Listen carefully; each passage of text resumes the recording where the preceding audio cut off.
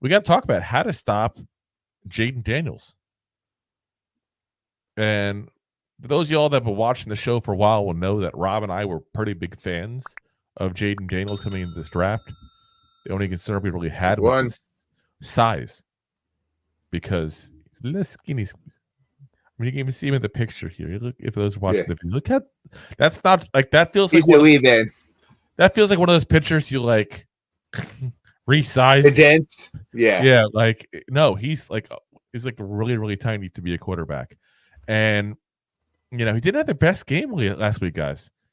So against the Bucs, his first game, 17 of 24, 184 yards, and 2 sacks. So it's a 7.7 yards per completion average he had, guys. So he's not throwing the ball deep, that's for damn sure. He did, though, look good running. That's not saying much. He did look good running. 16 carries, 88 yards, had 2 touchdowns that way. So he had his first 2 NFL touchdowns. Doesn't have a passing one yet.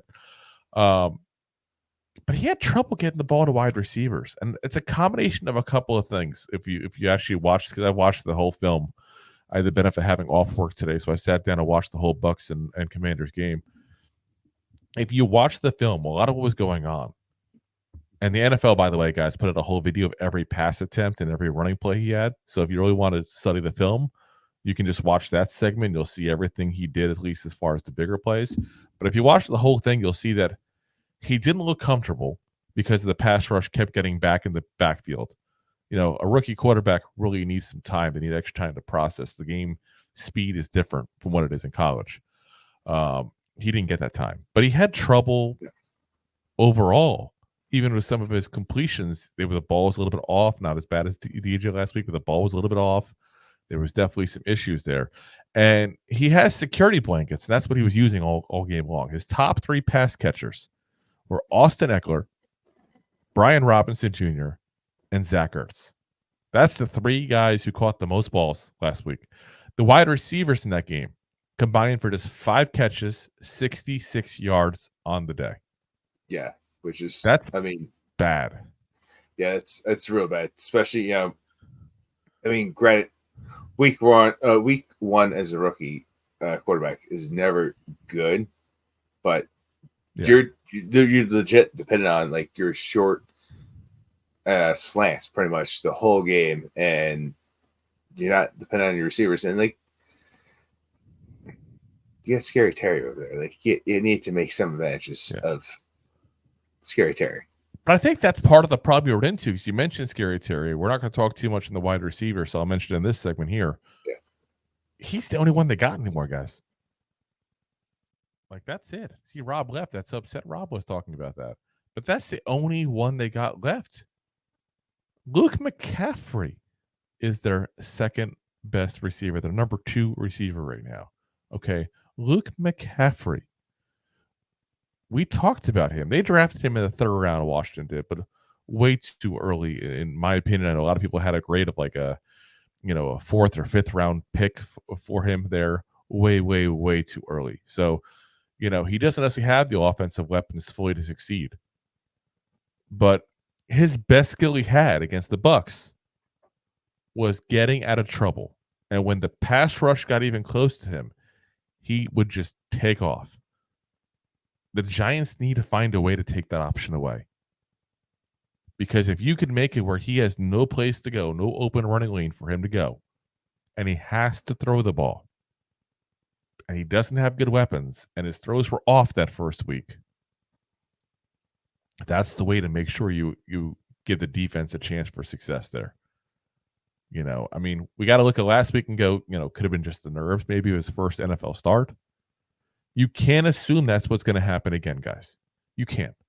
You look at most players at the quarterback level, their first game, they don't look good. Sometimes their first year or 2, they don't look good. Sometimes 6 years, right, DJ? But that's where we're at. So, you got to plan for him to be a dual threat quarterback.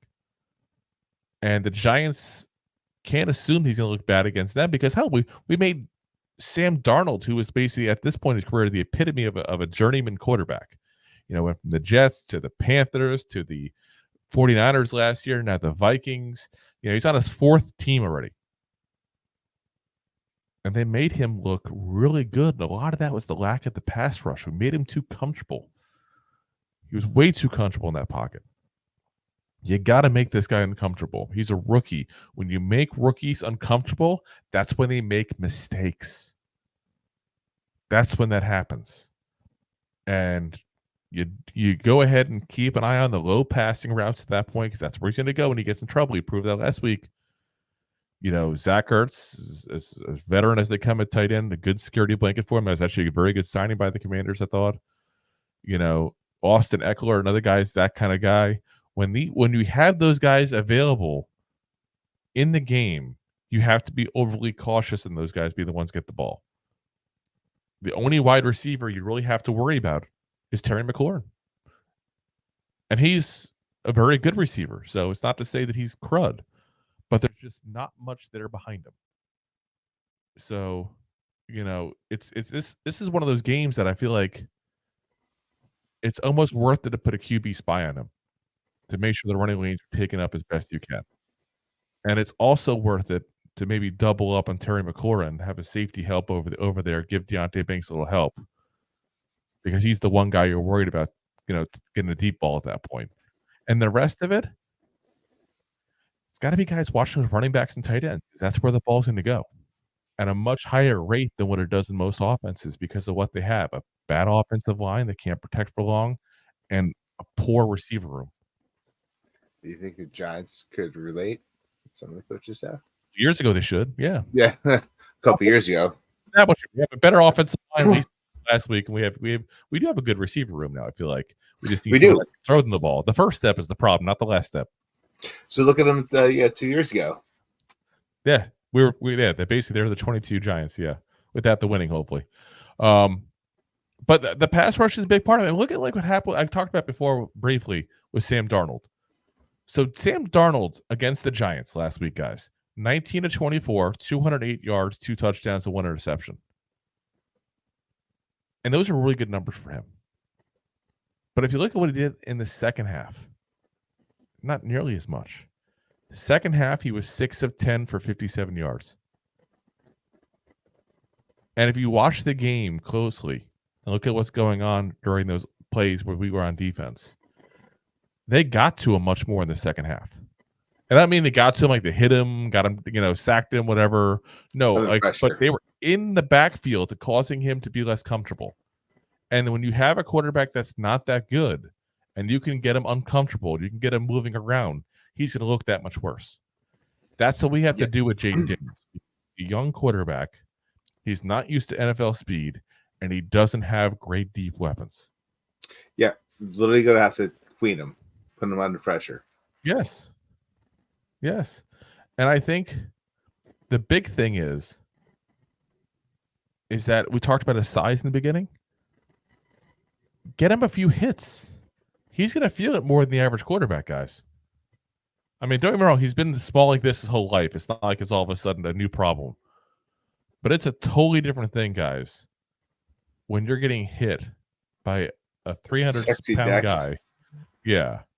Like, it's a totally different thing than the guys who get hit by college. He's only 210 pounds according to, his profile. I don't think he's 210 pounds, to be honest. He looks like every bit of 195.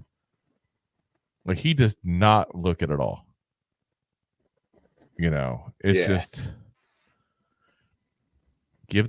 make him take the hits. If he gets the hits, he's going to start hearing footsteps. He's going to start playing worse. And that's the precedent for every single time we play against him. He's going to go back to those games because we're going to play him twice a year, at least the next couple of years, assuming he, plays somewhat decent, which we expect. Listen, we got him for at least 6 times. Yeah, you got to think that. So, go for it. Get him hit. Protect the one guy you had to worry about deep at that point. Give Banks a little help on Scary Terry, and just make sure that those running backs and tight ends get popped the second they get the ball. Yeah, because they're going to count on Yak. So, if you like that clip, then you will love the full episodes too. Find us on your favorite podcast app and look for us on all your favorite social media platforms. Thanks so much. Please, I beg begging you, please